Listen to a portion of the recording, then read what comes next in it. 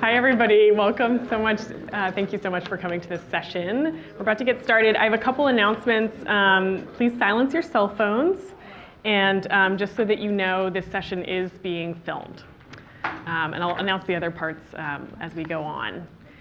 So the three of us are going to each present, and then we're going to move into Q&A after all three of us have gone through short presentations, and we're really looking forward to the discussion.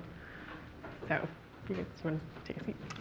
Yeah. So this is Ben Knight from Loomio and David Jones from Microsoft's Envisioning Lab. And I'm Bettina Warburg from Institute for the Future. So how many of you are worried about what work will look like in the future? Yeah. And probably with good reason.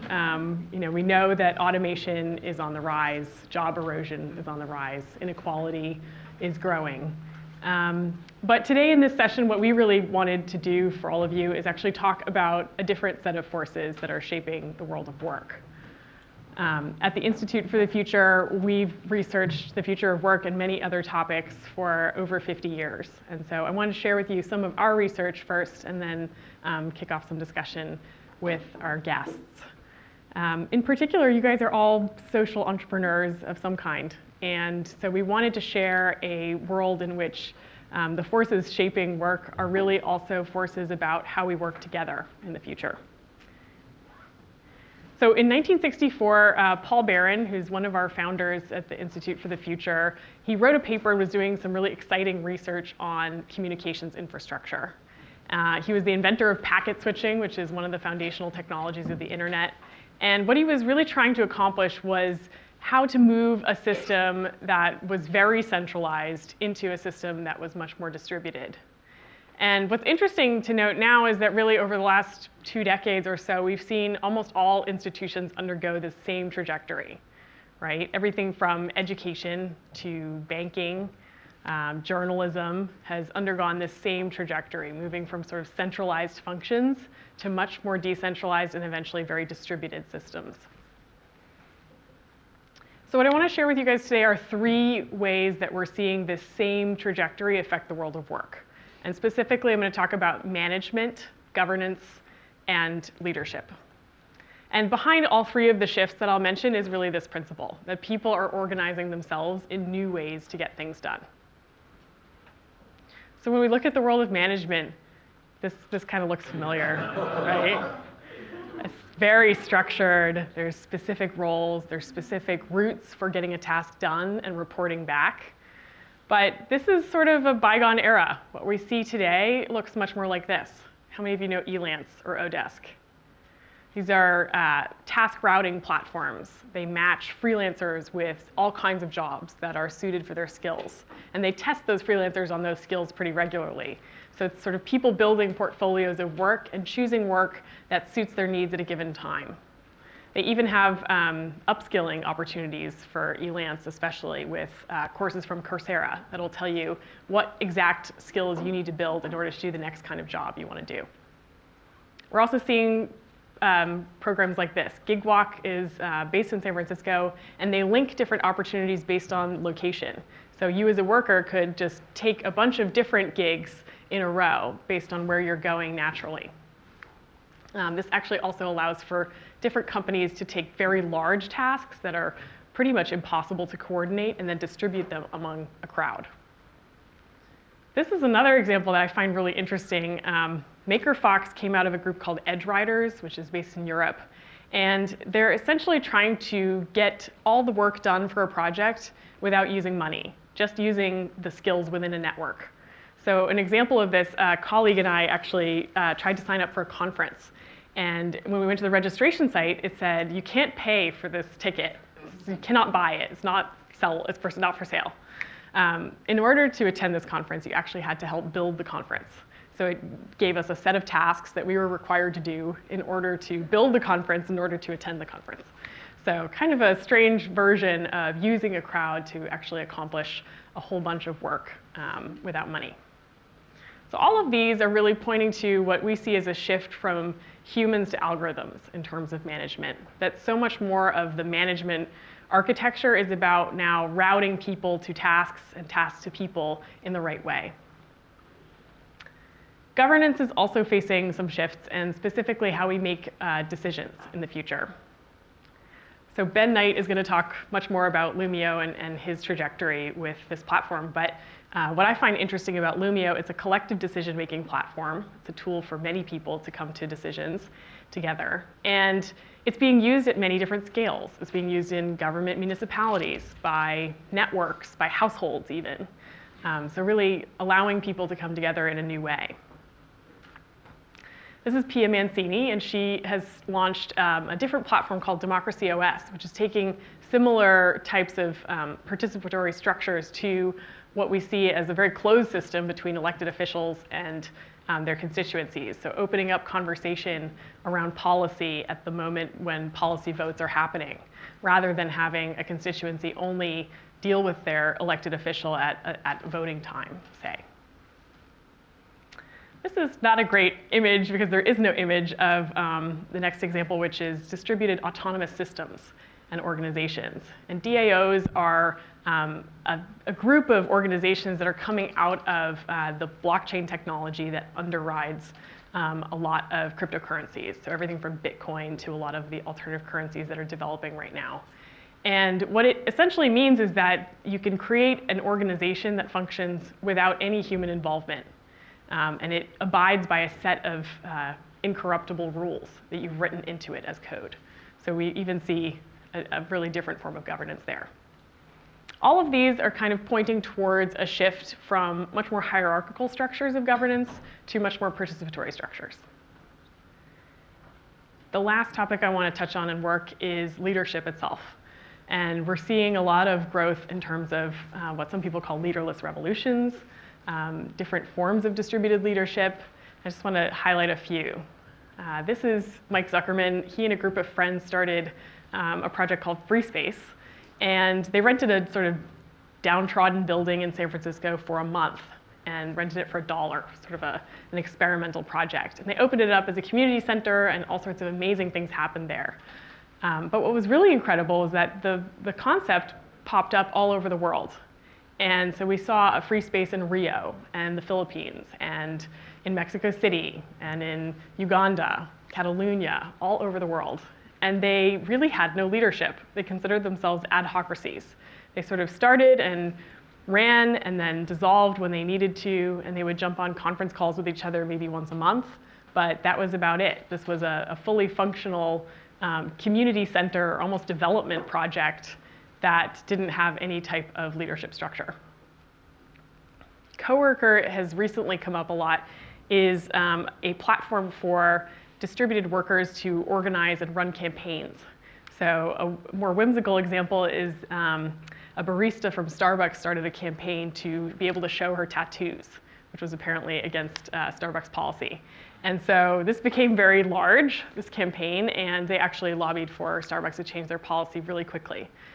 What was interesting, though, is that you could see that she wasn't really eager to represent the campaign as sort of the sole individual. And so Coworker ended up training a team of leaders in media, in how to sort of handle different situations. And so as the campaign progressed, each of them had the opportunity to be one of the leaders of the campaign. Anonymous is a similar situation. It sort of functions by swarm leadership. People step in and out of roles very quickly, depending on what circumstances are arising. So from each of these, we're seeing a shift from fixed kind of command control authority to much more situational forms of leadership. So all three of these pillars of how we work are really undergoing the same shift that Paul Barron's diagram showed in the beginning, moving from these centralized functions to much more distributed forms of functioning. And we're seeing this for each of them. Our work looks more algorithmic, it looks more participatory, it looks more situational. We know that the future of work is going to be very different. Parts of our jobs will be automated. But what I wanted to highlight in this talk was really just that the way we go about getting that work done is also changing. That these are much more the tools we will be using in order to shape the kinds of work that we do. So I want to turn it over to David Jones and then Ben, and each of them is really going to explore this world in a different way, offering some of the technological reasons and also social reasons that we're seeing a different world of work. All right, thank you, Bettina. Can we switch to I'm going to use my phone for this. Thank you. So hello, everyone. I'm Dave Jones. I work at the Microsoft headquarters in Redmond. I work on a small multidisciplinary design team that thinks about what everyday productivity scenarios might look like 5 to 10 years in the future. We call the kind of work we do envisioning. The way we do this is by looking at research like Bettina's organization does. We talk to our customers, our partners. We look at business trends, social trends, technical trends. And we sort of synthesize all this and look for patterns and try to figure out, OK, what's going on? What's changing in the world? What do we think it's going to look like in the future? And what do we want it to look like? We think about questions like these, ponder them deeply. And then we build the solutions. We build prototypes. We build demos and vision videos. And we share these with our customers and partners. And we do this to engage them in an ongoing conversation about the future of work. And we use the feedback to sort of refine our thinking. And it's a great input into our product development process. I'm going to share one of our latest pieces of work with you today. So to begin, we see a big shift in the workplace happening as well. For us, the way we see it's being driven by information technology. Fundamentally, the world is wiring up. This is causing the amount of information we have to deal with to increase. The speed's increasing. And when you sort of factor in the fact that everything's now more interconnected, it creates an environment of unpredictability. And because of that, it's more effective to operate in a networked fashion than in the traditional command and control hierarchy, which we've been doing since the Industrial Revolution. And so we see the same shift going on. If you dig in a little bit, you see some other interesting details. Yes, we're in this world of information abundance, but we see value creation shifting from the individual working harder by themselves, shifting to working better as a collective. So we see working together becoming more important. And so there's an emphasis on collaboration skills and trust building and empathy building. In the old world, the focus was on planning ahead, whereas in the new world now, the focus is on experimenting and learning and sharing that knowledge with your organization. In the old world, it made sense to protect information. In the new world, you share it. And in fact, you need to share that information for the organization to be responsive. And in the old world, it was command and control, whereas in the new world, you want to empower decision-making at the edges. You want your employees to know where the company is going, to know what's important, and to use the information they have on the ground to make decisions. So this changes the way the organization works. And the mindset also is different, too. In the old world, corporations were about efficiency at scale, and about efficiency of process. And in the new world, it's really about the effectiveness of outcomes. And these things are very different, and they have different mindsets associated with them. I can go into examples later if you'd like. So for us, this is the beginning. And so we ask ourselves, OK, so what kind of productivity tools do we want to build to help people be productive in this new future? Well, to start, we believe that work is more than just utilitarian. I like to quote Pope Francis, because he recently said something along the lines of, without work, there is no human dignity. I think that speaks to the value that we can get from work. I know this is a conference on social entrepreneurship, so everybody here feels the purpose in their work. People talk about their life's work. It's how we learn, it's how we grow, it's how we contribute to the world. And we think it's really important to build a future where everybody can contribute to that sort of system. And so that means we have to take a broader view of what productivity means. It's not just about things and GDP. Really, it has to be defined, it has to be about people. So we want to sort of think about it with people at the center. And we have to talk about supporting the full range of human activities that goes into our work. So things like that random hallway conversation you have outside, or that the little informal brainstorming session you have with a bunch of folks, or a working meeting where you roll up your sleeves and dig in. Where's the Microsoft Office for that kind of stuff? It's different from making a spreadsheet or a PowerPoint. So we have to think more broadly about the term. So we believe that the role technology can play we can boil it down to these 3 key areas. And these, I'm going to talk about each of them in a moment because they're the pillars of our vision, and so they're important. But don't worry, I'm going to bring them to life in a moment with a video. The first one is bringing people together. So as the emphasis shifts to collaborative work, we have to help people work together across barriers, across cultural barriers, physical barriers, generational barriers, working to solve bigger, harder problems in new ways. And one example of that might be, for example, you're working on a distributed team. You could be working shoulder to shoulder with your local colleagues, and a remote person could appear full size on the wall beside you. You could have eye contact with it. You could read their body language, and you can all work on shared digital content on the screen. So that's just one example. The second theme is we call living smarter, and this speaks to the explosion of data in our world. Real-time data is the new clay for the 21st century, and we need new tools to help us shape it and work with it and build our world with it. But also, it threatens to overwhelm us as well, because our brains are not made to deal with this deluge of information. So we're going to see increasingly smarter, contextually aware tools. And you'll start to see things like smart digital agents, like Microsoft has Cortana, Apple has Siri, Google has Google Now. And we're going to have these digital assistants helping us get our work done. And an example of this could be what we call augmented conversations. When we have a conversation today, we just sort of talk face to face, and that's it. But imagine if your digital agent could be listening, transcribing it, maybe translating in real time, and then bringing in information about what you're talking about to augment the conversation. So when I say, hey, that report appears. And on page 4, where you said this, and it jumps to there. So you can have that sort of augmented conversational experience. And the last theme is friction-free creativity. We talk about the automation of jobs. Well, what's going to be left for the humans is the creative work. And it's not just drawing stuff. Creativity means problem solving, fixing things, creating things, and it's the fun work. But we don't have good enough tools to help support that entire process today. We need things that help us work across modalities. We have to help people work across devices and have smart spaces that support that kind of work as well. I mean, look at this room. I bet everybody here has a smartphone or computer. And what can we do because of that? Nothing. It doesn't matter. I mean, so why we can send each other texts, but why can't we have a smarter, environment? So, one simple example, and this will be better off when I show you the video, but imagine when you walk in here, the space knows we have a meeting. It can sort of rehydrate with all your project materials. Maybe you can pick up from a meeting that you, put on pause a couple weeks ago, and you just dive right in. So we need our spaces to help us be more productive as well. So now I want to bring these 3 ideas to life in a short video. But before I do so, I want to introduce our key characters. On the left, we have Kat.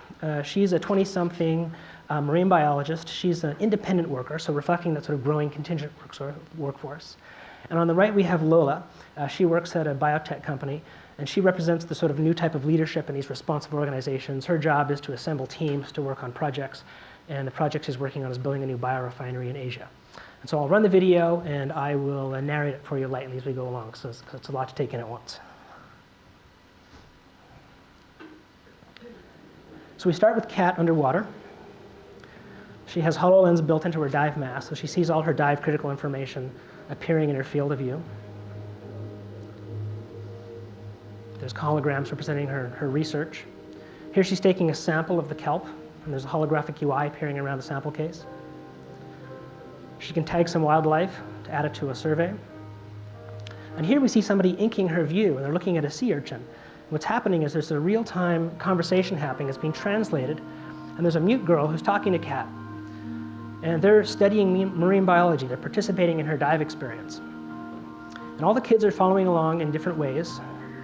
These kids are printing out different types of sea life on a 3D printer. These kids are artistically minded, so they're sketching some of the stuff they saw. These kids are investigating the molecular structure of the kelp. These kids are rewinding the footage from the dive and exploring around and looking at different types of sea life. You see a stingray they're interested in. Now the teacher's going to come and share a homework module that'll allow them to go deeper.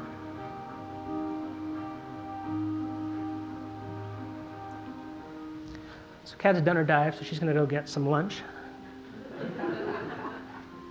She's got a really cool notebook. It knows she's in the cafe, so it brings up the cafe menu, so she's going to order some tea. And there's her dive case sitting next to it. Now she can open it up. She's got more space to work. This is her contextual feed. It shows her what's going on in her life. She's got bills to pay. That's her work feed on the other side. She's going to dive into her project canvas. You can see her coworkers there working alongside her. She's going to copy the data from her dive, from her sample kit, and drop it into the workspace. Now they're going to work on it together. Emphasizes some information. Just ask the system to take all this and prepare a nice report. So something we just announced a couple months ago, actually, called Sway. Just going to reformat it for a different audience, checks in with our colleague, and she publishes it. She got all that done before her tea showed up. Nope, not done. This is Lola. She's got this earpiece. She's about to take a call from one of her colleagues. She's going to move that conversation to a wall. Here's that augmented conversation I was talking about, and her agent's bringing in information related to the discussion. And she's got to find someone new to fill an open spot on her team, so she asks her agent to help. The agent brings a bunch of qualified candidates that she can compare. So you have to find people in the future, fill these spots, comparing their skill profiles, looking at their publications, looking at their influence networks. And she finds that document that Kat just published. So she sits down, pulls it onto her tablet, and starts to dig into the data. And of course, it's a modern document, so it's full of real-time data, and she can go in and look at what's actually happening. Meanwhile, Kat is out with her friends for a night in the town. She's got this cool digital bracelet she'll see in a sec. She can personalize it, can snap the pieces together. Now her agent's letting her know she got this important message from Lola that Lola wants to meet. So it's going to rearrange her schedule for her, allow her to accept the invite, and then go automatically book a co-working space so she can go prepare for the meeting. And it gives her a map, shows her how to get there. Now she's already reserved a desk in this co-working space, so her bracelet will open the door for her.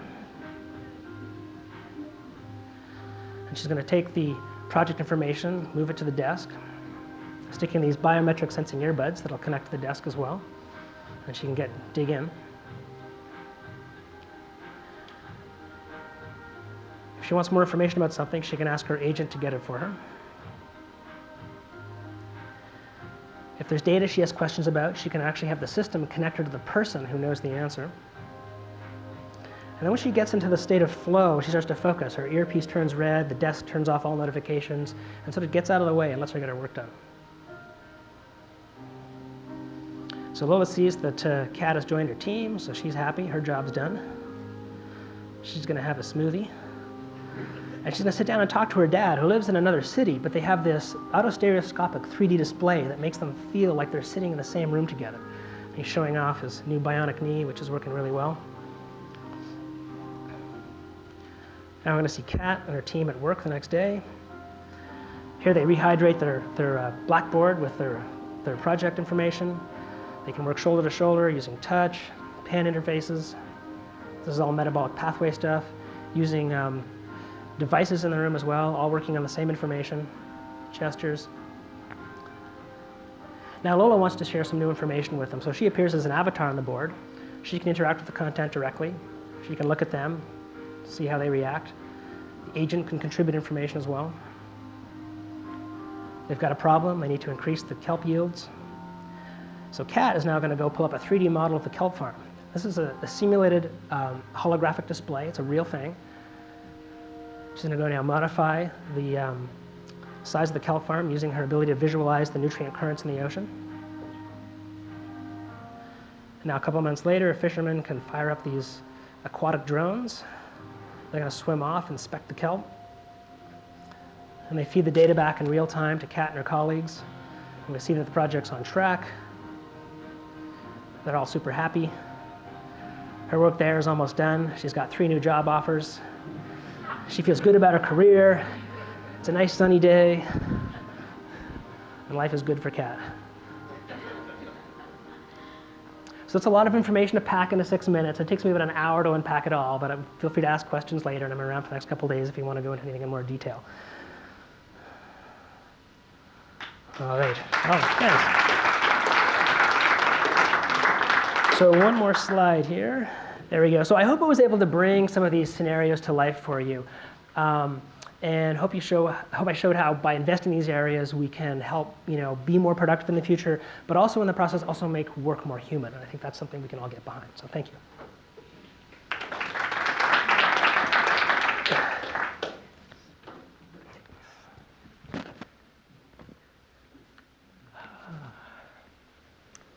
Great. Well, this is something that's kind of at the other end of the technological spectrum.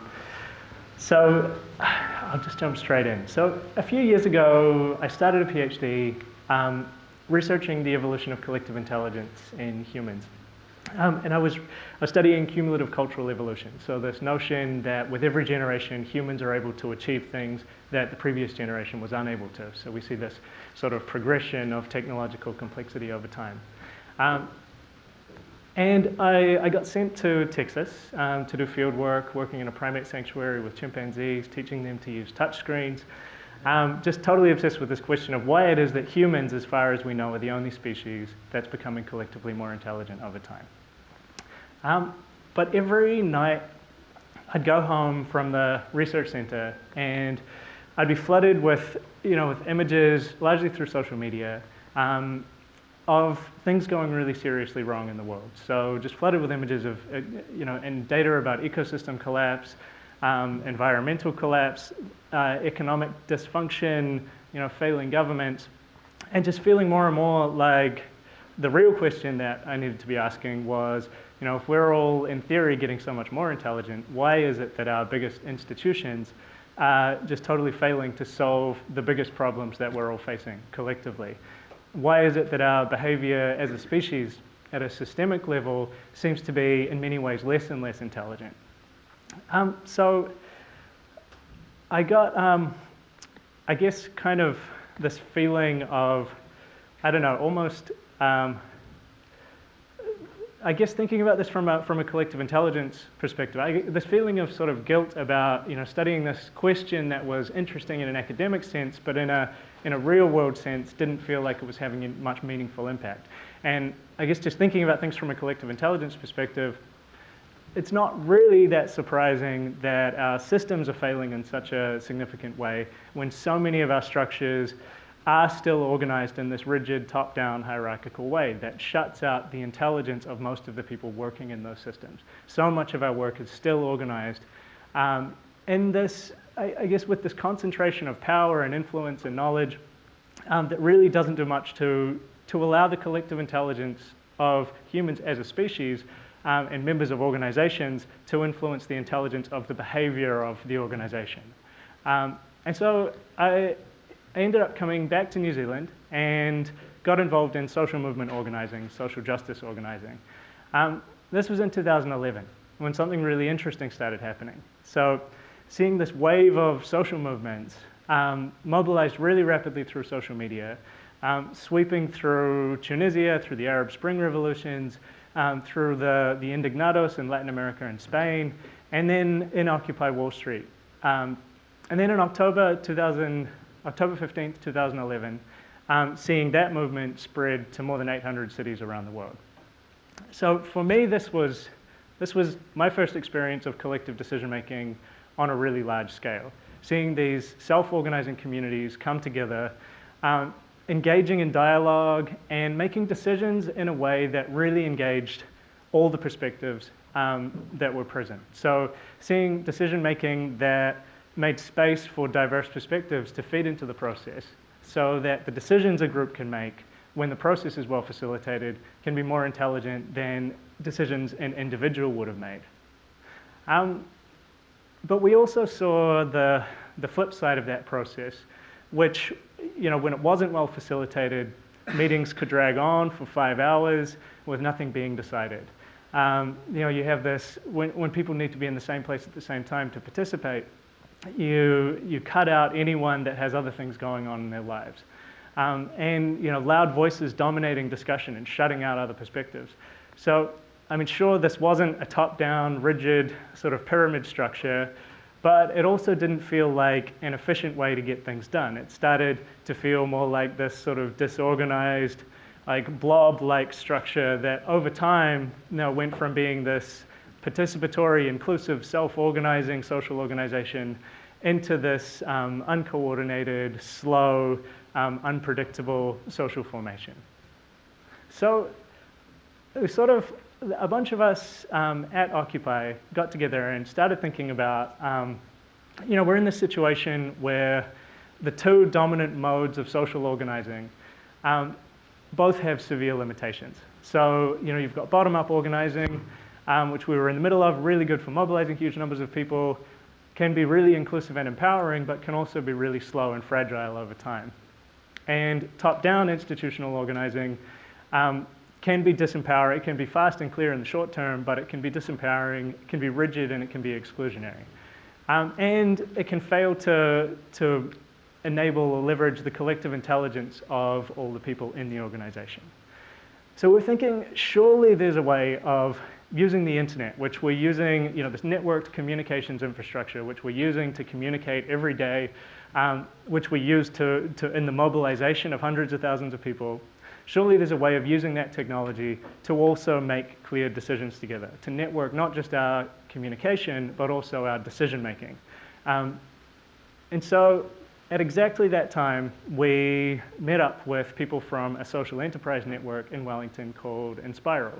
So Inspiral is a non-hierarchical network of social entrepreneurs. There are about 20 social enterprises, generally technology focused, each setting out to solve a different environmental or social challenge. And we started talking to them about the way that they organized. And it turned out that, even though on paper, in theory, and their commitment was to being this non-hierarchical, decentralized network, most of their decisions still came down on one or two people, just because of the practical constraints of time and place. They couldn't get all the people in the room at the same time in order to make decisions. So in practice, most decisions were still made by one or two people. So again, decision-making was the bottleneck between turning information, exchanged information and communication into real-world action. So we teamed up with Inspiral, and we started building something. And over time, that came to be known as Loomio. So it's just a really simple open source tool that makes it easy for people to make decisions together online without needing to be in the same place at the same time. So the core concept is really simple, and that's what makes it work. It's an online space where any group can talk about any issue, and when the group feels like it's a good time to make a decision, anyone can put up a proposal, a proposed course of action. People can express their agreement or disagreement with the proposal, and you see this effective agreement building over time, and then a clear decision reached at the end. So just this really simple way of shifting from discussion and exchange of information into agreement that can be turned into real-world action. So over time, we've seen this really interesting spread. I mean, as soon as we got a really basic prototype out the door, it started getting picked up in some really unexpected places. So it's being used for conference organizing in India, and village decision-making in some cases, grocery co-ops in San Francisco.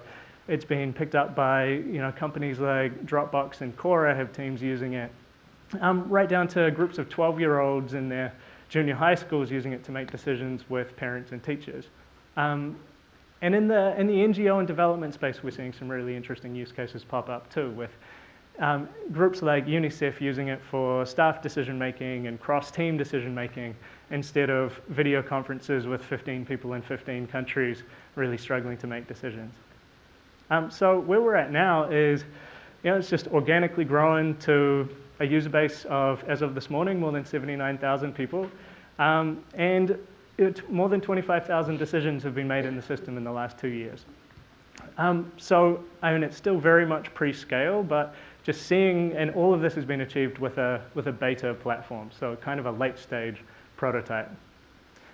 So just talk about some of the use cases that we're seeing. I mean, this model that we had in mind of, these sort of bottom-up organizations really having trouble, these top-down organizations having trouble, both shifting towards networked capability that enables, rapid decisions to be made, not at the expense of participation or the collective intelligence of the groups making the decisions. So in Spain right now, we're seeing 27,000 citizens using Loomio to build organizational capacity in what's a decentralized social movement. So this has come out of the 15M movement, the Latin American Spanish equivalent of the Occupy movement. And at the other end of the spectrum, we're seeing groups like the Taiwanese government, these centralized organizations using Loomio to bring down the barriers to more citizen participation. So using it to shift from the centralized mode of operation into this more participatory, collaborative mode of operation. They're also using it internally for staff engagement. So they were able to use it because 12 months previously, the Sunflower movement of student activists in Taiwan had used Loomio when they were in the middle of large-scale protest organizing, and they translated the software into Taiwanese. So there's really interesting feedback loops between governments and social movements and city councils and workplaces, and sort of blurring the barriers between them as they're all shifting in this more networked direction. And we also see organizations that were already networked. So were already really highly networked in terms of their communication and the way that they worked, but hadn't quite networked their decision making yet. So groups like Wikimedia Foundation in San Francisco using Loomio in their head office. So Loomio, I just thought I'd talk a little bit about the way that we organize ourselves as a bit of a case study. And I mean, one thing we've found really important right from the outset was to start with purpose, to start with a social mission. So we're set up as a social enterprise first and foremost. We're also set up as a cooperative. So Loomio is collaboratively governed and collectively owned by the people working in it. And this has been really, I guess in terms of guiding our own decision making, this has been really critical. So rather than going down this route, this traditional funding route that's available to scalable technology ventures, which has a tendency to get in the way of social or environmental missions, we've worked in this way where we've designed an organization, we've been really intentional about funding sources and thinking about how to align funding and organizational structure with the social mission right from the outset. So I'm just thinking about the different trajectories that the future of work can go in. And I mean, one potential direction, if we don't crack the organizational design, if we don't crack the challenge of networking, not just our internal organizations, but actually networking the structures that they operate within, then we run the risk of falling into this trap of creating nicer workplaces to work in that still operate within this top-down framework that excludes most people from participating and still doesn't build our capacity as a species, our capacity as humanity to solve the challenges that are threatening all of us.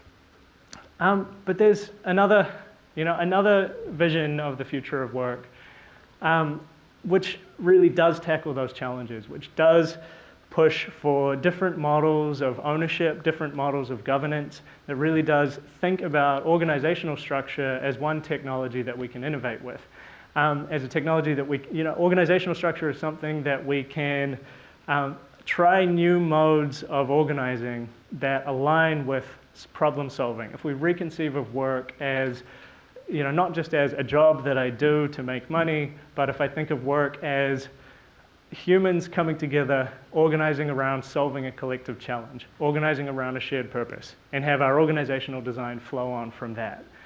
And I mean, it's already happening. So Loomio has been a magnet over the last 3 years, a magnet for organizations all around the world that are really pushing this stuff forward. So cooperatives, networks of community gardens, you get this really rosy picture of the world working on a project like this, where everyone that gets in touch is working on some impressive, socially driven or environmentally driven networked organization. So that's the future of work that we feel is worth working towards.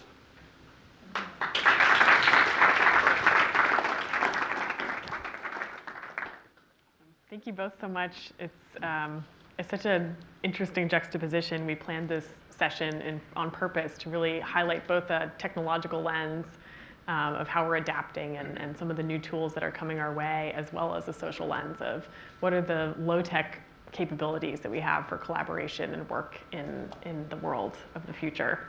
So we want to open the question time mostly to the audience, because this should be a really interactive session, and I'm sure a lot of you have questions.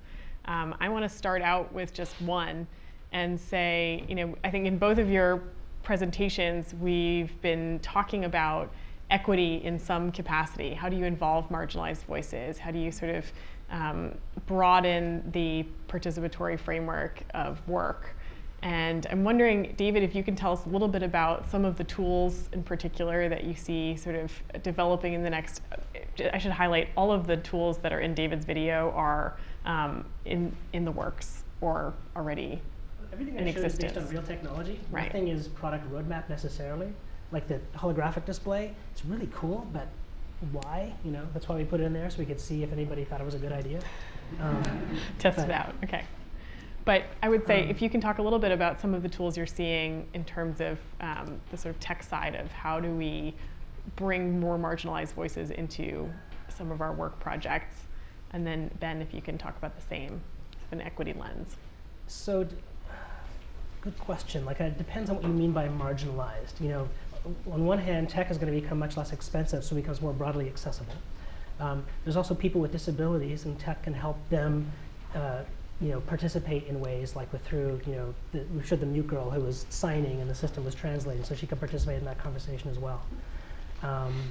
What other ways help me understand, you know, how?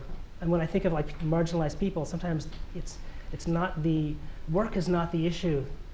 You know, they're dealing with health issues or sanitation issues, and so I don't know if, you know, a laptop is the solution to their problems. Yeah. Help me understand more deeply. Well, okay, so I'll give an example. We've talked about things like Us Plus or different plugins that, and you mentioned some of these that sort of show empathy in different ways or show voices that are maybe not being Okay. Yeah, I mean, we can have systems that can read the situation in a room, that can understand, you know, if somebody's dominating a conversation, if somebody's upset.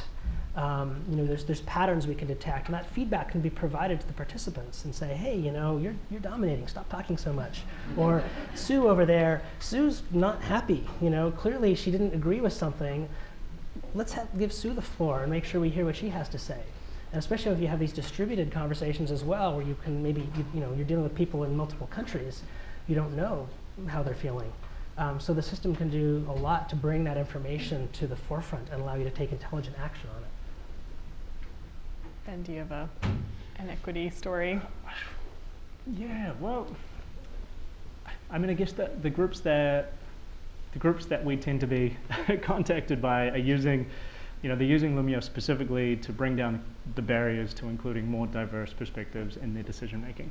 So, you know, it's been really important for us right from the beginning to have a strong focus on accessibility, and not just accessibility for, say, people using screen readers or assistive technologies, but also accessibility in terms of technical competence. So just building technology that's really easy to use, I think, is a huge part of accessibility.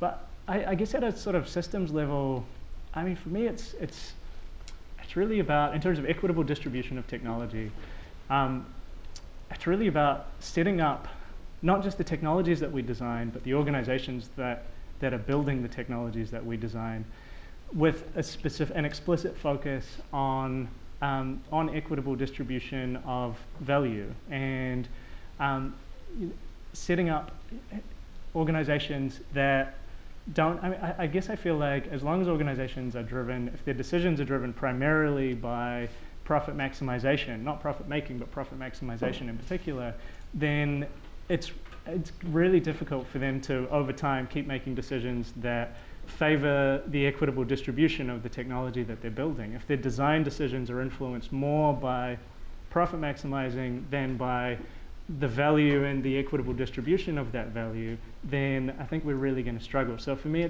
there's a real challenge in reinventing our organizational structures and our funding structures to drive more equitable distribution of technology. Can I add to that? Well, I'll say, I mean, I would say that's the criticism of some of the examples I shared. You know, when you talk about Uber, or you talk about a lot of the platforms that enable really collaborative work, or a gig economy, or that kind of freelancing, also do not distribute the value equally whatsoever. Like, so, are we just making exploitation more convenient through some of these technologies?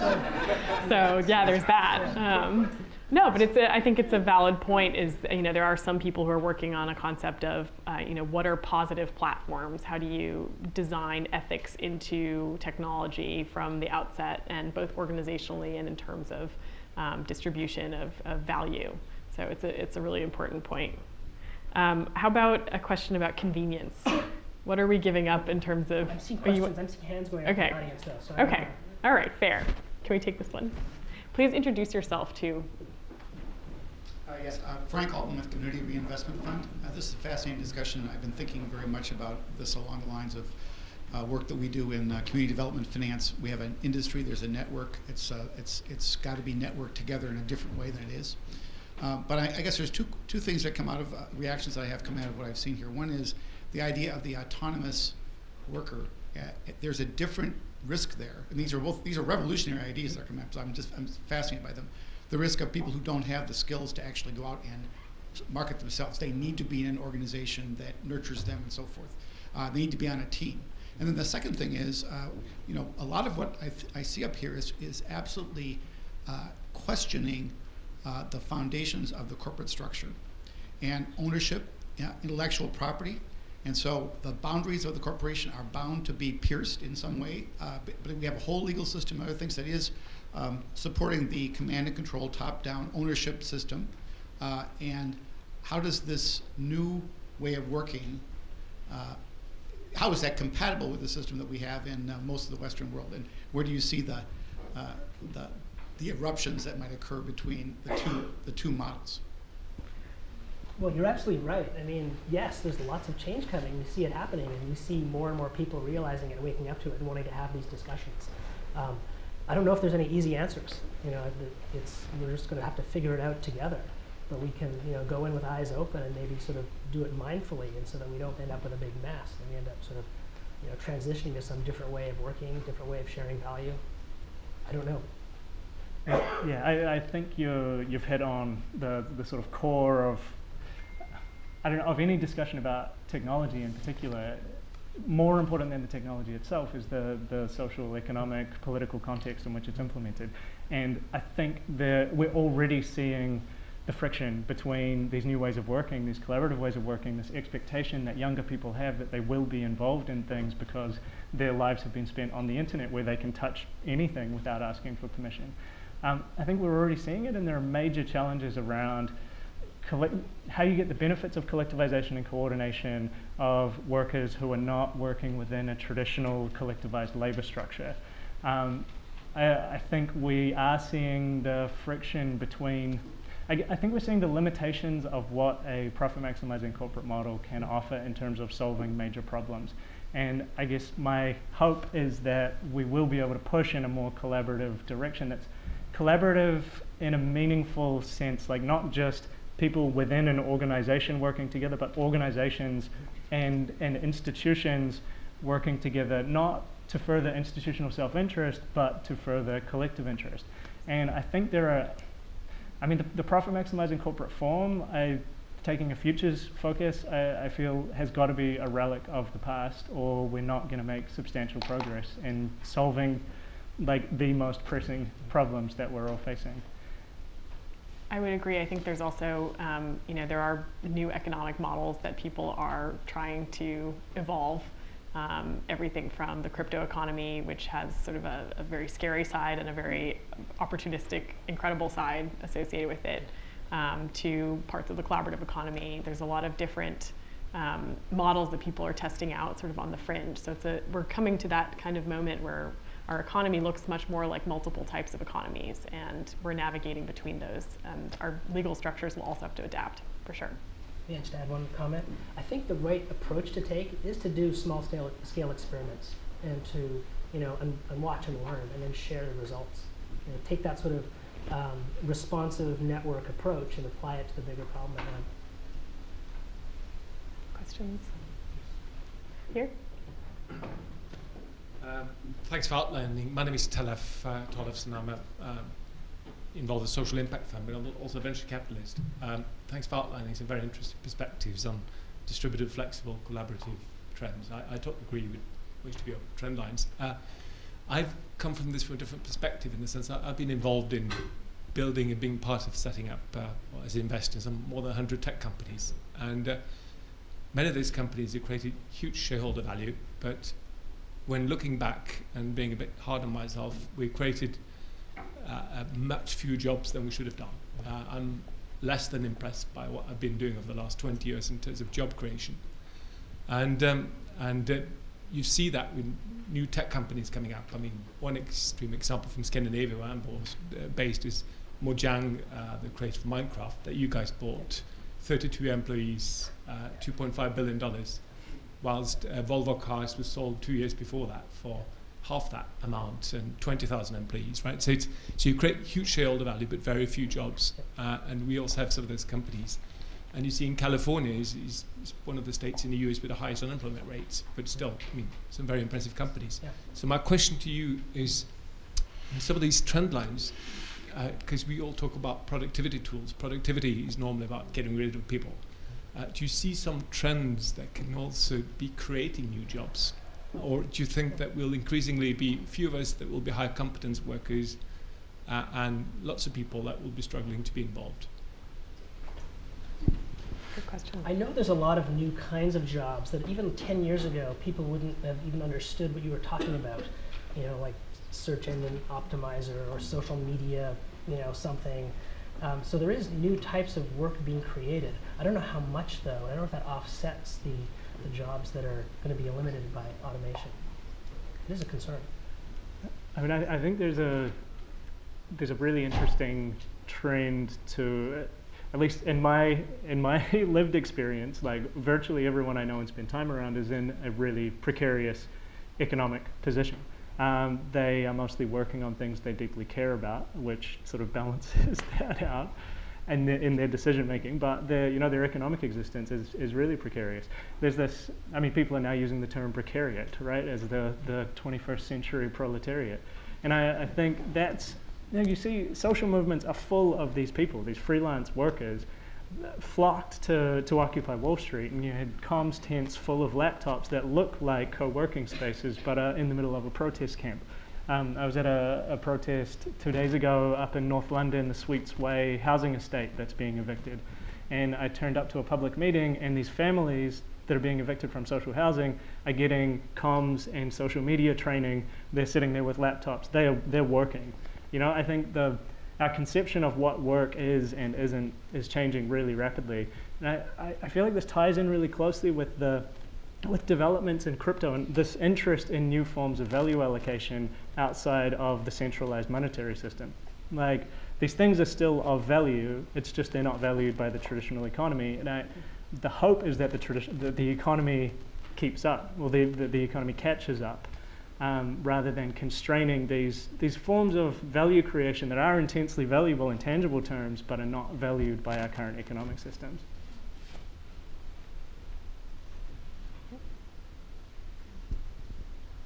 Hi, my name is Greg Gusa from the International Center for Social Franchising. My question is for Ben. I'm curious what your or Loomio's stance is on leadership and how that plays into decision making, and I think maybe more importantly, actual implementation of the plan that's put forth. We think a lot about this notion of distributed leadership, like not as leadership as something that shouldn't exist, but as something that can be distributed among multiple people. So I guess for me, leadership is really, I guess, two main components of effective leadership. Coordination, so coordinating people around achieving a shared purpose, and motivating people around a shared purpose. And sometimes those skills sit really well within one person. Someone that's a really compelling speaker, really good at motivating people, and also really good at organizing people around achieving something. And sometimes those are skills that sit between people. And I feel like a robust, resilient, networked organization has those skills distributed, so they don't rely on a single person in order for those two functions to still work within the organization. So I think there's still, leadership is more important than it's ever been. It's just taking different forms than those that we're used to seeing. Is that how it is in Loomio? It's definitely how we try to work, yeah.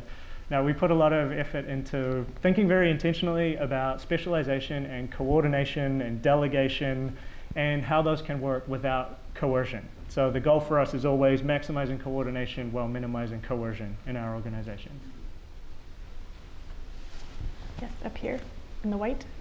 So I'm curious how governance fits into your model then, especially with your answer just now about leadership. And I'm also curious about accountability. And I don't know that those are actually separated. They're probably one within the other. But when I was listening to you talk, and I loved a lot of the theme and the idea of building strength and capacity and decision making across an organization. But at some point, there has to be something accountable, and I don't know that I maybe, excuse my ignorance here, but I don't see a software tool being able to have that accountability component. So can you share a little bit on that? Yeah, absolutely. So again, accountability and governance are things that we put a lot of effort into thinking about intentionally and how they can work in a non-coercive structure. We have a board of directors at Loomio.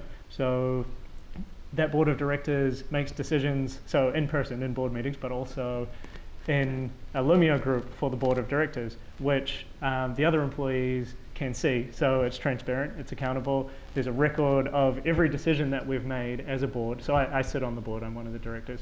Every decision we've made as a board is archived, is documented. You can see the decision that was made, why each person's reasoning for making the decision that they made. You can see the reasoning that they talked through and all of the information that they based their decision on archived in one place. So accountability is potentially more important in a networked organization than it is in a hierarchical organization where you've got an organizational chart that points directly to who's accountable for what. Yep, in the back. My name is Josh Goldstein. I'm at the Center for Financial Inclusion at Axion, and I'm working on a global initiative to make microfinance institutions more disability friendly and inclusive. So I'm delighted to hear about your work, David, to make sure your products are accessible.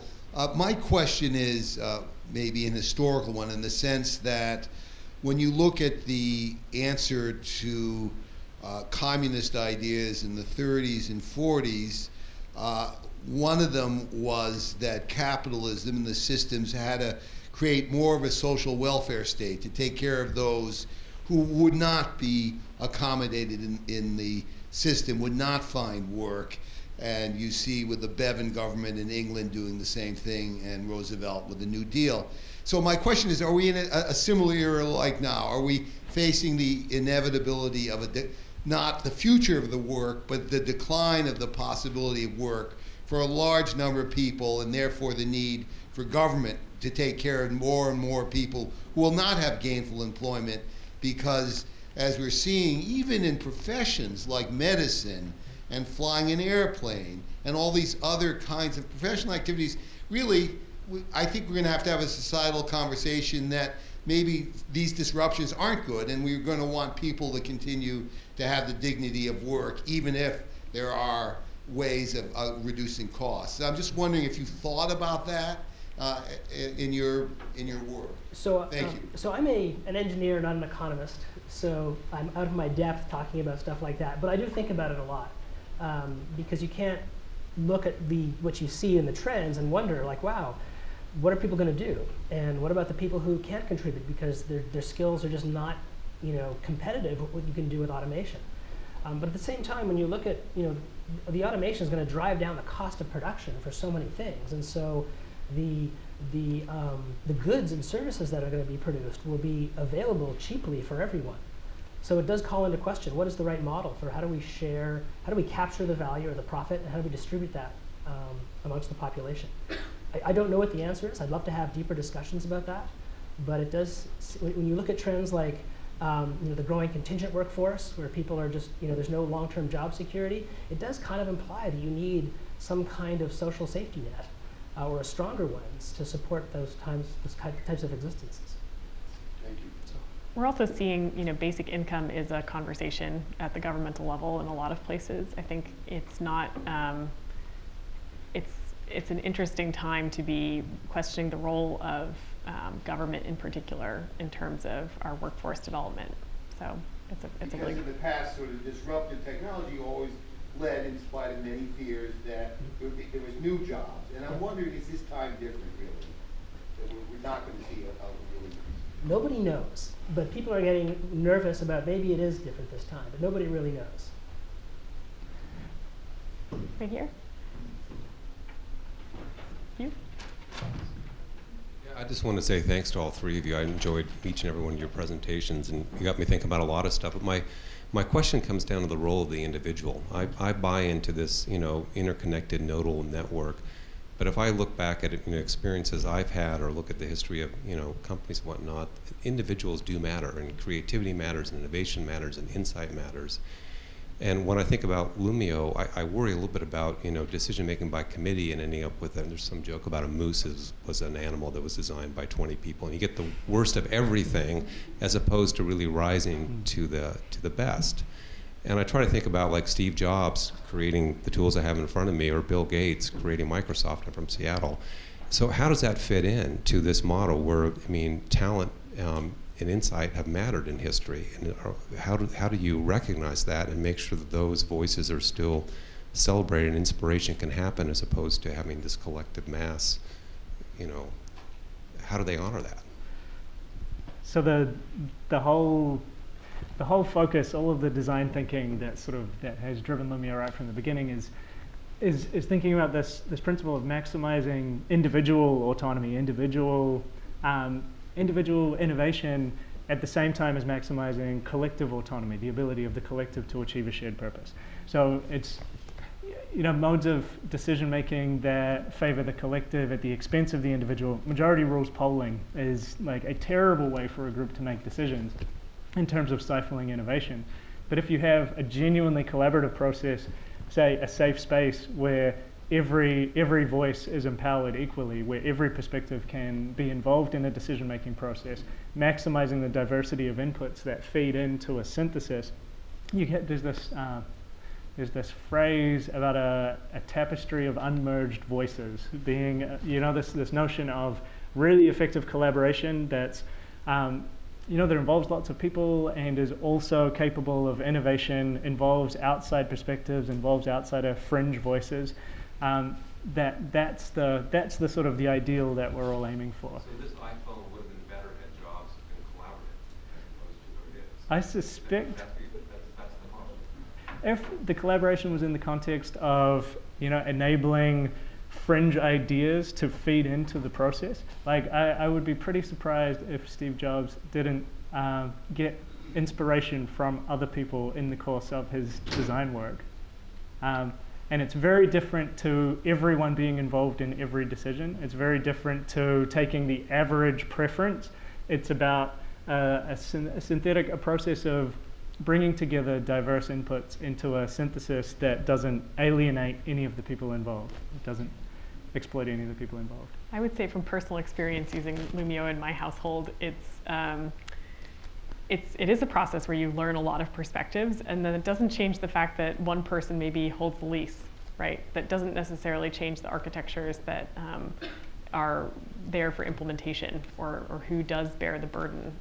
That's not always equal. So I think it's worked very well in lots of situations where you're trying to find diversity of perspective, and it doesn't mean you need to execute on a moose rather than a solid design. Right here. David, when you presented that video, my first reaction was, I want one of those. In fact, I want all of that. Then I thought, well, in this sector that works to serve the common good and where resources are limited, that would probably be quite expensive. And that the training involved to ensure that all of the participants who are staying in jobs and then moving on to other places and so on, so there's a constant stream of training, would be very expensive. So just some thoughts from you, please, about what is the cost of doing that, both in purchasing software and all of that, and hardware, and also ongoing training. And the second question is to do with, this shows the beauty of being able to live and be anywhere and have everybody together. But consistent with where you were going, but in a slightly different direction, I see some of the most creativity happening when people come together and are facing one another and think of things that they never otherwise would have thought of. And so over and above the joy and of inclusion, which has its own value, there's also value in people being together and thinking together and so on. So could you talk to those two? Okay, so there's three things. So there's the cost, first of all. Yeah, everything there currently prohibitively expensive. But the cost curves are coming down faster than people realize. You know, I remember you saw the iPhone, how many was it, 2007? And now you can find iPhones in Africa. You know, people would say, so we get this criticism all the time. Yes, it's expensive, but eventually things will be so cheap they're essentially free. As for training, as the systems get smarter, we have to make them easier to use. The systems are going to do more of the work to understand what you need, and they'll adapt to your needs. So there'll be less training required because the interface might be conversational. You just ask for what you want, and it will speak to you in your own language, and it'll understand what you understand, and keep a mental model of how you understand how things work. So things will become easier to use over time as well. And then the third question was about the importance of face-to-face. Yes, absolutely. As our work gets more creative and we work on more complex problems, that's why nobody is, this trend towards remote work is actually sort of reversed in some ways, and you're seeing these concentrations of creative types in cities, and real estate's going up because there's so much value unlocked from the exchange of tacit knowledge from face-to-face interactions. That's not to say that you can't get some of that back in certain remote interactions, but still we see there's a lot of value in working together face-to-face, and that's why you see groups of people working together in the video. We call it shoulder-to-shoulder work. That's going to continue to be the most important kind of work. My first response to seeing the video was quite different to yours. It was more a feeling of wanting to see a behind-the-scenes video of the working conditions of the people who produced the technology that's being shown, whether they're built from unsustainable conflict minerals, whether whether the people who built that technology have the same autonomy as the people who can afford to use it. And I think those are the things that are going to determine whether developments like that have a net positive or net negative effect on, I guess, on humanity, on the world, on the environment, and on the way we live together on the planet. It's going to be robots, Ben. It's all robots. Yeah. I take another perspective on it, which is my reaction is, oh, I want all these things to make my life more convenient. And then at the same time, I have extreme fear of what I give up for that convenience pretty much every day. So I think there's a lot of tensions we're coming to in terms of how we use technology in our day-to-day life and how much it benefits us versus what we give up in the face of it. Yes, in the print. Thank you very much. David, I'm interested on your team. Do you have people like Ben? So I'm interested, in terms like you talked about as an engineer. So I'm thinking that might be really interesting. Yeah, so do I. I'm really looking forward to getting to know Ben better. Yeah. Let's talk about it. Or someone who, with that kind of a mindset. Yes, I think it would really round out the delivery. Because I too like bright, shiny objects. But of course, I'm sitting here because I also think like this, right? Yep. So the other thing that really interests me is that I'm thinking a lot about intergenerational kinds of work right now. And so taking Frank's question about, listen, here's the status quo, you're disrupting the shit out of it, right? Or as we like to say, we like to call them shift disturbers. And then saying, taking this kind of the way we think differently about leadership and governance and all of that kind of stuff that you're talking about. And is there anybody sitting in the middle doing this kind of transition work, right? So from where we are to where we're going to be, given that your, different ways of thinking, believing, doing, acting, all of that stuff. And do we have a strategy? Do we have this intermediary broker, anybody playing those kind of roles in the space that you're aware of? And I forgot to say, my name is Alison Hewitt, and I work in an innovation center in Toronto, Canada. I think there are consulting firms that are talking about, like Undercurrent, I think in San Francisco, is talking about helping companies transition to working more like a network. Actually, Stanley McChrystal, he was the general for the Joint Special Operations Command in Iraq and Afghanistan. After he was dismissed by Obama, he started a consulting agency, and he's coming out with a new book, Team of Teams, because he changed the way the military worked to fight the insurgency in Iraq. He's all about working like a network, and he has really concrete examples about the things he had to do to change the way they worked and the experience they had making those changes. So those are potentially two people you could follow up with. And in terms of a sort of transitional state in the more systems level, I guess I consider networks like this to be part of that transition from a very rigid profit maximizing economic system to something that does reflect social impact, that does reflect environmental impact, that does reflect collective problem solving. I think social enterprise in general as a sort of transitional state from this extractive, exploitative production that's put us in the position that we're in, to a state where we do think of work as collectively solving the problems that are important to solve. So, I mean, this to me feels like a community of people that really is living the transition right now. Yes, in the back. Thanks. Thank you for your presentation. My name is John Bell from Youth Build USA. I just want to reintroduce, I think, what's, to me, feels like a class divide here. We work with the poorest of the poor, young people, both in the United States and abroad. Tim Cross is the president of Youth Build International. And, you know, when I hear the phrases about, and watch the video and hear about networking and democracy and participation, it's so far from the reality of the majority of people in this world. You know, the UN estimates that 1.2 billion young people will enter the workforce in the next decade, and only 300 million jobs waiting in the formal sector. So that's an 800 million person gap just among young people. And we know that in the developing world, all the governments are worried about the fact that most of their, you know, half their population under age 20.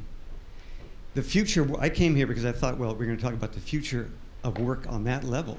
This is such, what you presented is fascinating, interesting, but it's for such a narrow band of the human population at the moment. And I don't know if you thought about the trickle down, the class divide, what happens when more people are empowered like that, and like you were saying, Ben, the people behind all of that still working in the, you know, the sweatshops and the, you know, the unmeaningful work that is the lot of most humankind. So I don't know whether you've thought about this, but to me it's like, this is our big challenge. People, the unhappiness that comes from people living with no prospects of being able to support your family, and the anxiety that produces, and the general unhappiness and distrust that gives rise to all the social problems that many of us are working on.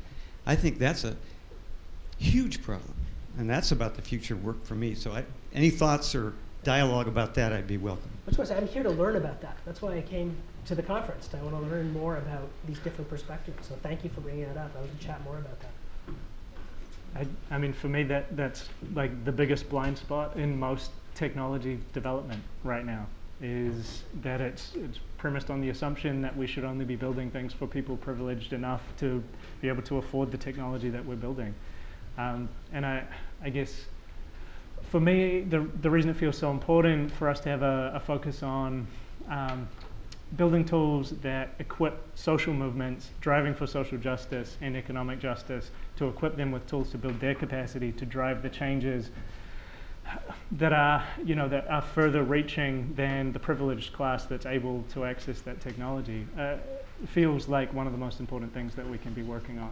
So yeah, I totally agree, and I feel like when we are designing technology, that's what we should be thinking of. That's the system that we're operating within, and we should be designing technology that is specifically designed to address drastic income inequality and environmental degradation, and those should be the first two things we think about when we design any technology.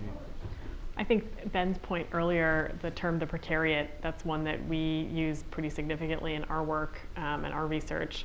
And I think it's not just a tech story, right? It's a bigger story than that.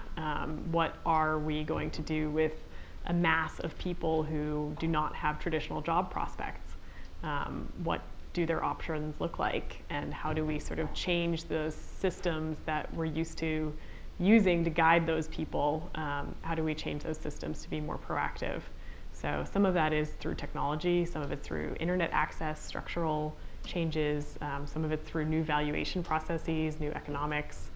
So it's a really important issue, and I thank you for raising it. We are pretty much at time, I've been told. So I want to encourage all of you to seek each of us out and have more conversations about the future of work. It's something we each care about pretty deeply, and hope that it's been a useful conversation.